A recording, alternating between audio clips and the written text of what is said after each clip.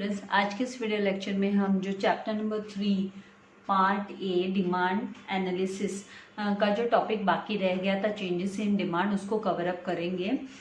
तो ये स्टार्ट करने से पहले मैं आपसे रिक्वेस्ट करूंगी कि डियर स्टूडेंट्स, आपको जो मैंने रिडक्शन इन सिलेबस का जो वीडियो मैंने बनाया है, अगर आपने नहीं देखा है तो उसे जरूर देखिएगा। एक तरीके से ना ओमिट करके, मतलब डिलीट करके कुछ भी नहीं हुआ है।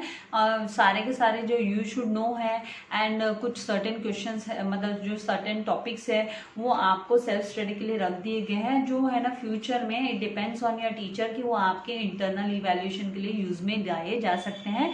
इसीलिए एटलीस्ट वन टाइम तो हर एक टॉपिक को जरूर पढ़िएगा, आपको ओमिट कुछ भी नहीं करना है। तो चलिए ज़्यादा बात ना करते हुए let's start with the topic. यहाँ पर चेंजेस इन डिमांड। तो चेंजेस इन डिमांड मतलब वेरिएशन इन डिमांड। डिमांड में फर्क कब, डिमांड में चेंजेस कब होता है?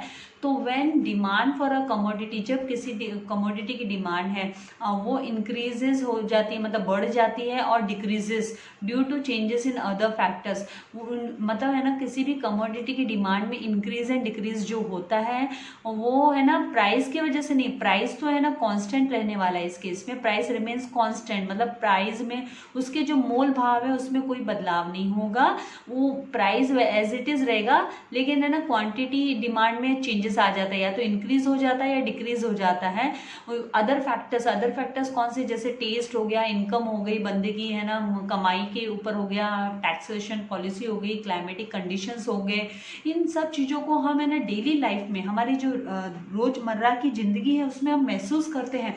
अब आप देखिए, जैसे रेनी सीजन आ गया तो है ना सब्जियों के भाव बढ़ गए हैं। तो सब्जियों के भाव बढ़ गए हैं तो हम ये वो तो हो गया प्राइस में चेंजेस होने की वजह से हम नहीं खरीदते।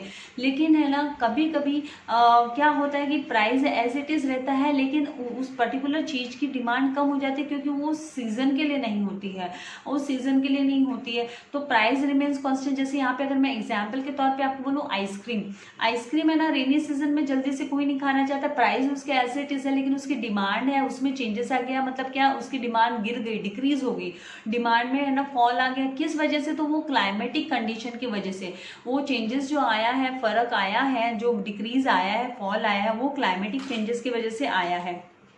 तो मतलब हमें इसी कॉन्सेप्ट को यहाँ पर हम डीपली स्टडी करने वाले हैं कि ये क्या होता है। तो क्लाइमेटिक चेंजेस की वजह से, या ये कंज्यूमर के बिहेवियर की वजह से, उसकी इनकम की वजह से, उसके टेस्ट के हिसाब से जो फर्क आ जाता है डिमांड के में, जो इंक्रीज डिक्रीज होता है, तो उसको हम स्टडी करेंगे। तो दो टाइप्स की डिमांड होती, चेंजेस होते हैं डिमांड में। प्राइस कांस्टेंट रहता है तब तो चेंजेस इन डिमांड बोला जाता है उसको। when demand for a commodity increases, ये मीनिंग हुआ, or decreases due to changes in other factors and price remains constant, it is known as changes in demand. तो it is of two types, दो प्रकार के हैं, इसके दो प्रकार है, दो टाइप्स है। तो एक है इंक्रीज इन डिमांड, पहला प्रकार है इंक्रीज इन डिमांड, एंड दूसरा प्रकार हम पढ़ेंगे डिक्रीज इन, सेकेंड टाइप हम पढ़ेंगे डिक्रीज इन डिमांड। तो यहाँ पर इंक्रीज इन डिमांड का मतलब क्या? तो पहले आपको इंक्रीज इन डिमांड का मीनिंग लिखना होगा।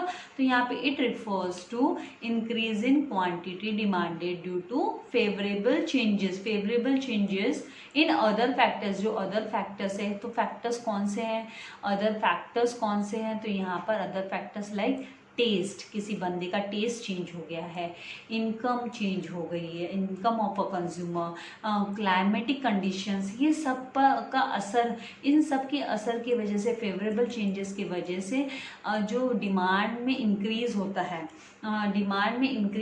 है, और प्राइस कांस्टेंट रहता है, तो उसको इंक्रीज इन डिमांड कहते हैं। उसको क्या कहते हैं? हम इंक्रीज इन डिमांड कहते हैं।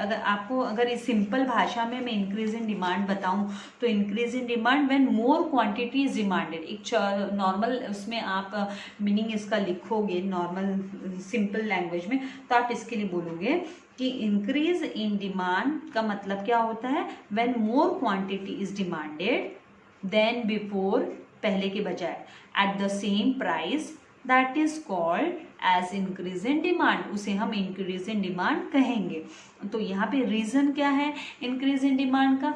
तो रीजन में हम बोलेंगे कि increase in demand takes place due to favourable conditions की वजह से चेंजेस आता है, जैसे कि फैशन में चेंज आ गया, इनकम में चेंज आ गया, टैक्सेशन पॉलिसी हो गई, एडवर्टीजमेंट हो गया, टेस्ट बंदे का, क्लाइमेटिक कंडीशंस हो गए, हैबिट्स हो गए, ये सब की वजह से।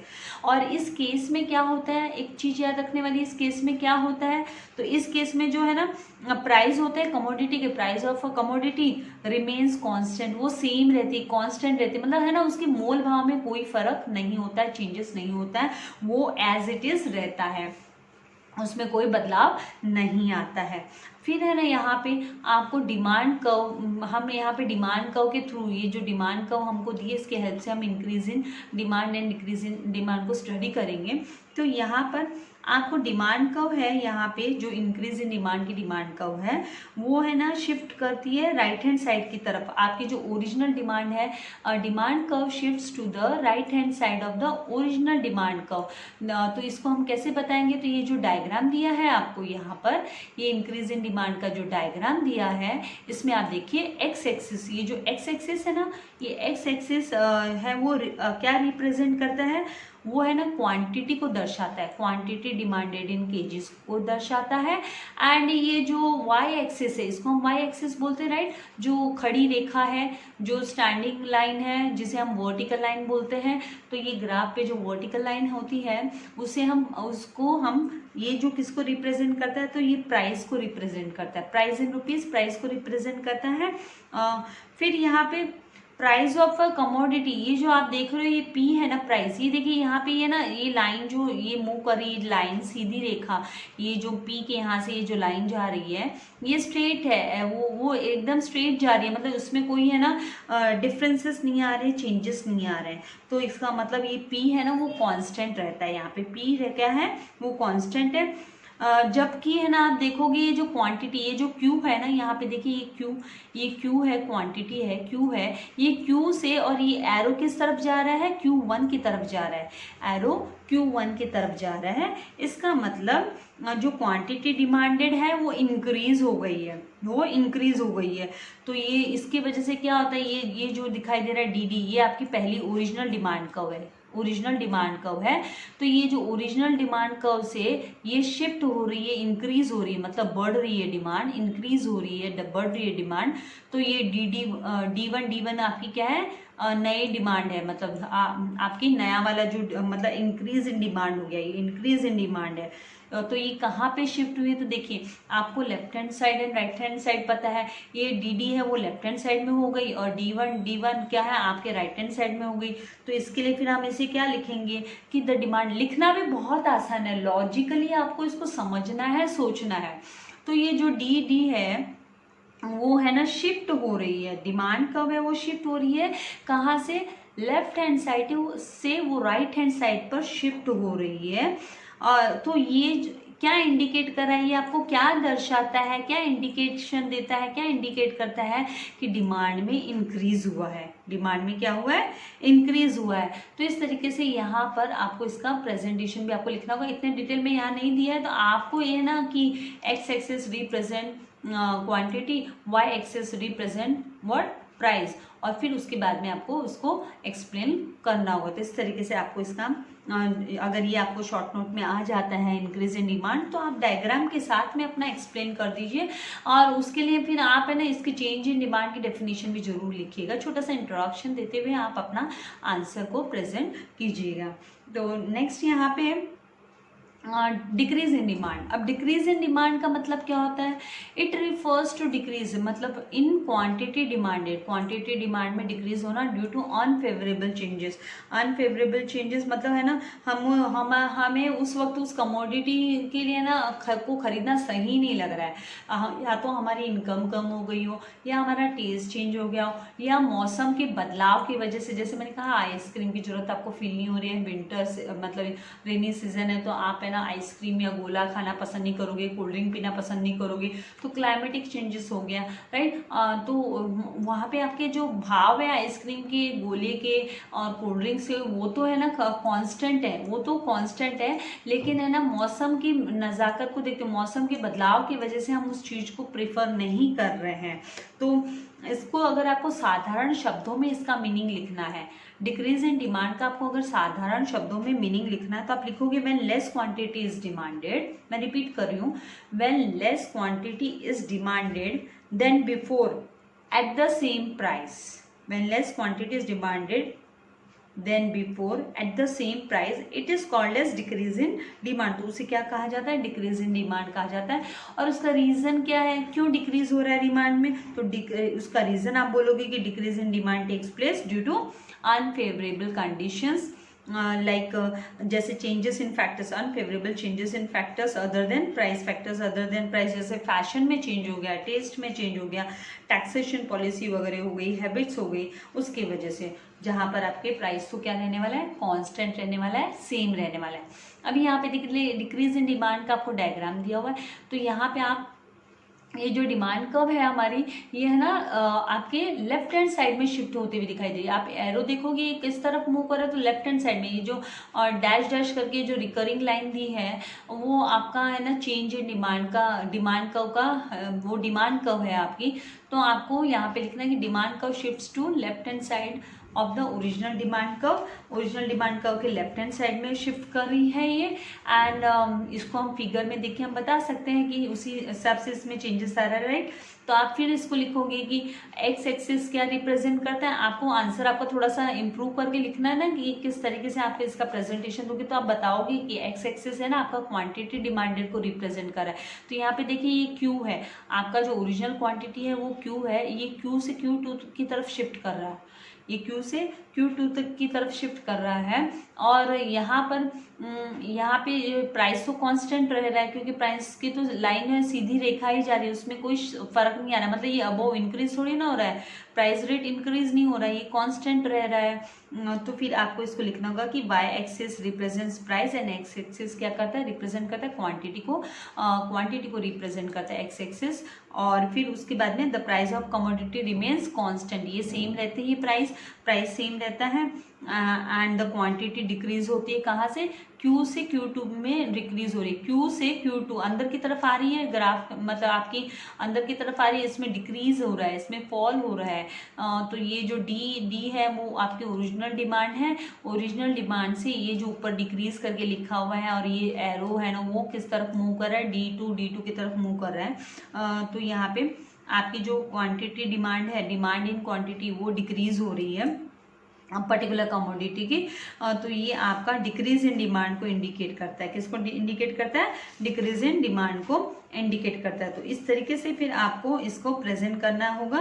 और आपको डायग्राम है ना, आपको हर चीज को डायग्राम के साथ आप करोगे तो आपका जो आंसर है वो भी काफी अच्छा होगा और आपके लिए स्कोरिंग भी होगा। तो आपको ये डायग्राम्स की प्रैक्टिस जरूर करनी है, ऐसा नहीं है कि है ना आप डायग्राम को नहीं करो और खाली आंसर लर्न करो तो फिर वो आपका बस जस्ट आपको एक तरीके से जस्ट पासिंग जैसे हिसाब कर रहे हो आप, तो वो काम नहीं करना है। आपको डायग्राम को जरूर से आपको पढ़ना है। और जब भी आपको ये क्वेश्चन मान लीजिए आ जाए कि एक्सप्लेन चेंज इन डिमांड, तो फिर आपको है ना पहले तो है ना इकोनॉमिक टर्म में डिमांड क्या होता है, demand means a desire which is backed by willingness and ability to pay. उसके साथ आपको इसे स्टार्ट करना है, आपको डिमांड का मीनिंग पहले बताना है एंड फिर आपको है ना चेंजेस इन डिमांड का मीनिंग बताना होगा और फिर आपको टाइप्स के ऊपर जाना होगा। तो आपको इस तरीके से इसे कवर अप करना होगा। हालांकि अभी तक एक भी बोर्ड एग्जाम में ये क्वेश्चन नहीं आया है, लेकिन फिर भी हमको तो अभी हम इम्पोर्टेंट करके तो क्या बोल सकते हैं, अगर पहली बार पूछ लिया तो हर एक चीज़ का फर्स्ट अटेम्प्ट भी होता है ना, तो हम ऐसा नहीं है कि हम इसको छोड़ दें, हमको तो स्टडी करना ही पड़ेगा, राइट। तो इसे आपको इसके मीनिंग के साथ और फिर आपको कारण बताने होंगे कि भाई किस वजह से फेवरेबल और अनफेवरेबल कंडीशन, फेवरेबल कंडीशन होती है, चेंजेस होते हैं, फेवरेबल चेंजेस होते हैं तो डिमांड में इंक्रीज हो जाता है। तो ये फेवरेबल वर्ड है, यहाँ पे इंपॉर्टेंट हो गया कि फेवरेबल चेंजेस की वजह से इंक्रीज होता है। और यहाँ पे आप देखोगे डिक्रीज में अनफेवरेबल चेंजेस, तो अनफेवरेबल चेंजेस की वजह से मतलब डिक्रीज होता है। तो आपको ऐसे जो इकोनॉमिकल टर्म्स हैं उनको याद रखना होगा, डायग्राम की प्रैक्टिस रखनी होगी ये डिस्टिंग्विश बिटवीन में भी आप को पूछ सकते हैं। हाँ, डिस्टिंग्विश बिटवीन में जरूर इस क्वेश्चन को पूछा गया है। इसको मार्च 2017 में एंड जुलाई 2017 में इस क्वेश्चन का मतलब डिस्टिंग्विश बिटवीन आया था। ये मतलब आपका लेंथी आंसर में मतलब आपका एक्सप्लेन वगैरह करके नहीं आया है, लेकिन ये डिस्टिंग्विश बिटवीन में जरूर पूछा गया था। तो आपको अच्छे से प्रिपरेशन करनी है। इवन डिस्टिंग्विश बिटवीन में भी डायग्रामेटिक रिप्रेजेंटेशन दिया जाता है, हम डायग्राम के साथ रिप्रेजेंटेशन दे सकते हैं, इसीलिए आपको डायग्राम जरूर स्टडी करना है। तो इसी टॉपिक के साथ में ये जो हमारा चैप्टर नंबर 3 है वो कंप्लीट हो रहा है। उसके पहले मैं आपको मतलब वाइंड अप करने के पहले मैं आपको एक और चीज बता देती हूँ यहाँ पर कि जैसे मैंने आपको ये सिलेबस पे क्या है ना हमारे 25% वाला जो रिडक्शन की बात हुई, तो क्या मतलब आपके 80 मार्क्स के पेपर के लिए क्या नहीं आने वाला है, उसको मैंने ना आप लोगों के लिए जैसे जैसे अब मैं आपको पढ़ाऊंगी तो ये हाईलाइटेड पार्ट है, यू शुड नो। ये इस चैप्टर में से ये हाईलाइटेड पार्ट आपको एग्जाम में नहीं आएगा। ये हाईलाइटेड पार्ट आप चाहिए तो अभी टेक्स्ट बुक उठा के मैं आपको first second and third chapter का हाईलाइटेड मैं पोर्शन दिखा देती हूँ। तो आप अपनी टेक्स्ट बुक उठाओ और उसमें ये तो थर्ड चैप्टर का है, यू शुड नो, ये आपको एग्जाम में नहीं है पूछेंगे इससे रिलेटेड क्वेश्चन, मतलब बोर्ड एग्जाम में 80 मार्क के पेपर में। तो एक बार हम गो थ्रू कर लेते, जैसे मैंने आपसे कहा कि हम छोड़ेंगे कुछ नहीं, एक बार तो गो थ्रू करना है। तो you should know demand is a micro economic concept है। ये क्या है? माइक्रो इकोनॉमिक कॉन्सेप्ट है। Demand is that quantity of a commodity, ये वो क्वांटिटी है कमोडिटी की which a person is ready to buy, जो है ना एक बंदा कोई भी पर्सन कंज्यूमर उसे बाय करने के लिए तैयार हो जाता है at a particular price and during a specific period of time, जब उसको जरूरत होती है स्पेसिफिक पीरियड पर्टिकुलर टाइम पे वो परचेस कर ही लेता है। देन एग्रीगेट डिमांड क्या है? तो aggregate demand is a macro economic, ये बड़ा कॉन्सेप्ट है। एग्रीगेट मतलब टोटल, हम ऑलरेडी है ना माइक्रो एंड मैक्रो को स्टडी कर चुके हैं फर्स्ट चैप्टर में। And it refers to the total amount of sale process. इसमें इसका मतलब क्या है? एग्रीगेट डिमांड मतलब पूरा का पूरा जो टोटल अमाउंट है ना सेल, जो एक एंटरप्रेन्योर सेल करता है, एक्चुअली एक्सपेक्ट करता है, उसका जो आउटपुट तैयार होता है उसमें से वो जो एक्चुअल एक्सपेक्ट करता है ना कि उसका कितना टोटल सेल प्रोसीड होना चाहिए at a level of employment during the year, तो वो है एग्रीगेट डिमांड, टोटल डिमांड हुआ। तो ये जो पार्ट है ना हाईलाइटेड पार्ट, आप भी है ना अपने टेक्स्ट बुक में मार्किंग कर लो कि ये आपको सेल्फ स्टडी के लिए, ये क्या है आपको सेल्फ स्टडी के लिए। और मे भी आपके टीचर्स इंटरनल में पूछ सकते हैं, तो वो डिपेंड करता है आपके टीचर के ऊपर, जैसे मैं आपसे पहले भी बोल चुकी हूँ। और आपके क्वेश्चन के यहाँ पे भी आप मार्किंग कर सकते हो कि ये जो demand curve slopes downward from left to right, ये आपको बोर्ड में नहीं पूछेंगे, ये है ना आपको बोर्ड एग्जाम में ये है ना आपको नहीं पूछेंगे, तो बोर्ड में ये आपका नहीं आने वाला है। लेकिन आपको ये इंटरनल के हाँ टीचर बोल सकती है। ये हुआ। इसके बाद में आपको इस चैप्टर में यहाँ पे देखो आप मार्किंग कर सकते हो। तो यहाँ पे देखिए मैंने ये सब हाईलाइट करके रखे हुए पार्ट्स आपके लिए प्रिपरेशन की है पूरी टेक्स्ट बुक की, लेकिन एक साथ मुझे लगता नहीं कि एक साथ मुझे देना चाहिए आपको। जैसे जैसे हम सिलेबस कवर अप करेंगे, मैंने आपको ये देखिए reasons justifying downward sloping demand curve, ये पूरा का पूरा पार्ट है ना, ये जो हाईलाइट करके रखा मैंने पूरा पार्ट, मतलब पेज नंबर 17 पे ये पूरे के पूरे 5 पॉइंट्स है ना, जो आपको ये आपको क्या कर लेना है, सेल्फ स्टडी के लिए मार्किंग कर लेना है। ये आपके लिए सेल्फ स्टडी के लिए reasons justifying downward sloping demand का वो आपके लिए सेल्फ स्टडी के लिए है। देन यहाँ पे मूव करेंगे हम कौन से चैप्टर पे? सेकेंड चैप्टर पे। तो सेकेंड चैप्टर में क्वेश्चंस में तो सब कुछ है, यहाँ पे कोई भी क्वेश्चंस मतलब ऐसा क्वेश्चन नहीं है जो आपको बोर्ड में नहीं आएगा एक्सरसाइज का, उसमें से कुछ भी आ सकता है। और जब आप आओगे, हाँ सिग्निफिकेंस ऑफ द लॉ, ये जो significance of the law of demand है ये आपके लिए सेल्फ स्टडी के लिए है, ये आपके लिए सेल्फ स्टडी के लिए रख दिया गया है। तो ये देखो मैंने हाईलाइट किया हुआ है, तो ये आपको क्या करना है ना, मार्किंग कर लेना है टेक्स्ट बुक में कि सिग्निफिकेंस ऑफ द लॉ है वो आपको सेल्फ स्टडी के लिए है। ये सेकेंड चैप्टर का है। फिर आगे यहाँ आप देखोगे यहाँ पे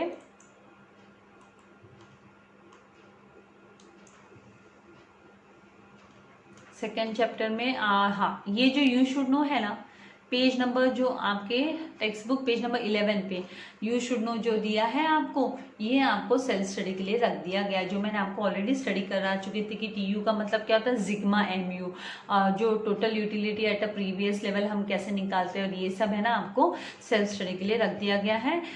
देन यहाँ पे और सेकेंड चैप्टर में इतना 2 पार्ट हो गए आपके। हाँ, फर्स्ट चैप्टर में ये जो इम्पोर्टेंस है, explain the importance of micro economics है, ये आपको बोर्ड में मतलब 80 मार्क्स के पेपर में ये नहीं आने वाला है। ये importance of micro economics 80 mark के पेपर में नहीं आने वाला है। मैं उस सर्कुलर के हिसाब से बोल रही हूँ जो PDF है ना प्रोवाइड किया गया है बोर्ड की तरफ से, कि ये आपको है ना 80 मार्क के पेपर में नहीं आने वाला है रिटर्न पेपर में। एंड इवन ये explain the importance of macro economics, ये भी आपके रिटर्न पेपर के लिए 80 मार्क के रिटर्न पेपर के लिए नहीं आने वाला है। तो इसको भी आप टेक्स्ट बुक में मार्किंग कर लोगे। एंड फिर उसके बाद में यहाँ पे ये देखिए, ये है ना यू शुड नो का पार्ट, ये आपको 80 मार्क के पेपर के लिए नहीं आने वाला है। पर मैं आपको एक बात बताऊं, इसको लेके ये डिस्टिंग्विश है एक तरीके से। ये क्या है? डिस्टिंग्विश है। तो ये हो सकता है माइक्रो एंड मैक्रो का जब टीचर ने टॉपिक पढ़ा है, ये चैप्टर थोड़ी ना आपका ओमिट हुआ है, तो ये डिस्टिंग्विश में अगर आ गया तो वी कैन नॉट से, अभी we teachers also cannot say, क्योंकि कहीं पे ऐसे मेंशन नहीं है। लेकिन हाँ, यू शुड नो है, इसीलिए इसको है ना मेंशन कर दिया कि ये है ना आपको नहीं आएगा। लेकिन है ना डिस्टिंग्विश में पूछ ले तो क्योंकि तो फिर हम नहीं बोल सकते, ये आपको सेल्फ स्टडी के लिए छोड़ दिया गया है, सेल्फ स्टडी के लिए। और ये तो जैसे मैं आपको बोल ही चुकी, इंपॉर्टेंस ऑफ मैक्रो इकोनॉमिक्स, आपको पूरा का पूरा मैक्रो इकोनॉमिक्स एंड ये सेल्फ स्टडी के लिए दे दिया गया है। एंड माइक्रो का भी आपको जो इम्पोर्टेंस ऑफ माइक्रो इकोनॉमिक्स है वो भी आपको क्या कर दिया है, सेल्फ स्टडी के लिए दे दिया गया। तो यहाँ पे ये इम्पोर्टेंस ऑफ माइक्रो इकोनॉमिक्स भी आपके लिए क्या है, सेल्फ स्टडी के लिए। तो आपको खुद से स्टडी करना है। और may be your teachers will suggest you कुछ इंटरनल के लिए आपको कुछ इसको करने बोल सकते हैं। तो इस तरीके से आपका ये मैंने फर्स्ट, सेकेंड और थर्ड चैप्टर का तो आपको मार्किंग करा ही दिया, राइट। तो आपको ये मार्किंग कर ही लेना है। बाकी तो मैंने वीडियो बनाया, उसके हिसाब से अगर आपको समझ में आ रहा है तो वेल एंड गुड, आप कर सकते हो। नहीं तो फिर आप वेट कीजिए, जैसे जैसे मैं पढ़ाऊंगी आपको चैप्टर वैसे वैसे मैं आपको कवर अप करा दूंगी। और वो फर्स्ट कॉलम के लिए, फर्स्ट कॉलम बोले तो ये जो आपका लेफ्ट हैंड साइड का पार्ट है उसे फर्स्ट कॉलम बोलते हैं, और जो राइट हैंड साइड का पार्ट है, हम टेक्स्ट बुक रीड करते तो हमें पता है राइट हैंड साइड का पार्ट है उसको सेकेंड कॉलम बोलते हैं। तो मैंने उसमें काफ़ी अच्छे से बताया। फिर भी अगर आपको डाउट हो तो वेट कीजिए, जैसे जैसे मैं चैप्टर पढ़ाऊंगी आपको तो मैं आपको मार्किंग करवा के ही दे देने वाली हूँ कि कौन सा आपको सेल्फ स्टडी के लिए है। आई होप आपको जो हमने कॉन्सेप्ट इसका जो अभी हमने डिमांड, चेंजेस इन डिमांड को मैंने जो पढ़ाया आपको, डिमांड, चेंजेस इन डिमांड, वो आपको समझ में आ गया है। और वीडियो को लाइक करना, सब्सक्राइब करना, चैनल को मत भूलिएगा। एंड फ्रेंड्स के साथ चैनल लिंक जरूर शेयर कीजिएगा। Thank you very much. God bless you all dear students.